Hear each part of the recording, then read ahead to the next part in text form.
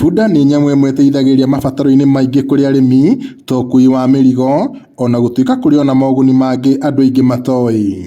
Kũringana na Joseph Mwindi Nzioka, ũrĩa nĩ mũrutani na mũrĩmi, marĩ na Onesmus Mwangangi ũrĩa nĩ abithaa na gĩkundi gĩtarĩ gĩa thirikari kĩa Brook East Africa, bunda nĩ imwe ya nyamũ iria irekagĩrĩrio mũno ona thengia gũkorwo ĩrĩ na moguni ĩngĩramatwo wega.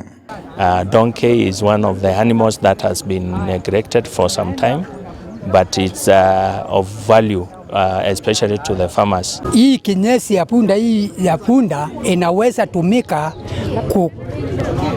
kuproduce gas ile inaitwa ammonia na carbon. Marauga mai ma bunda matikoragwo na thumu ta ũrĩa andũ aingĩ meciragĩria, na ũguo nĩ mahũthĩkaga kũingatiria tũtambi mĩmera-inĩ mategũthũkia rĩera. Hiyo ammonia na carbon inavukuza wadudu kama white flies, kama mango weevil na ile thrips. The donkey poop and also the urine, it's possible to at least minimize the use of the chemical pesticides and also the herbicides. Unaweka namna hii tu, alafu acha hii moshi iende kila mahali. Sasa hii inafanya expel, it is expelling the pests na zingine inaua. Mwindi nĩ ũmwe wa arĩmi arĩa maragana ũguni wa kũhũthĩra ndogo ya mai ma bunda mũgũnda-inĩ wake. Hizi ndawa zinaangalia mimi pesa nyingi. Nikaona ni vizuri nitumie local available material kama kinyesi ya punda. Hiyo ndio sasa nikaona nikiakisha moto. Hii moshi inatoka iko na carbon na ammonia, ina expel those pests na zingine inaua almost 70%.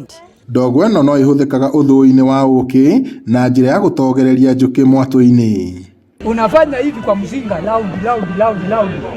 Hizo nyuki, they don't die, they get drowned, inactive.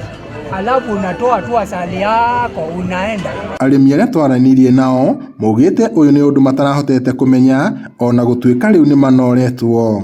Tulikuwa tunatumia kinyesi ya punda kwa kutengeneza compost. Halafu baada ya miezi moja tunalima na sikuwa najua ati inaweza fanya hii kazi ya ku harvest nyuki. Ndona mena uteithio muno makiria. Tondu ni marahota gukorwo ati wona mahia ni marahota kuruta ndogo irahota gukorwo igiteithiriria na mimera. When you are using these products, the donkey products, you even minimize the cost of production because you don't have to go every time to the agrovets to buy the chemicals or the pesticides that you want to control the pests and diseases. Ũyũ nĩ ũthundũri ataramu mahinyĩrĩirie arĩmi kũhĩmbĩria makiuga ndũrabatara mbeca nyingĩ kũharĩrĩria. Ngiribotera Inooro TV kuma Olkarau kaunti-inĩ ya Nyandarua, njĩtagwo Peter Mwangi.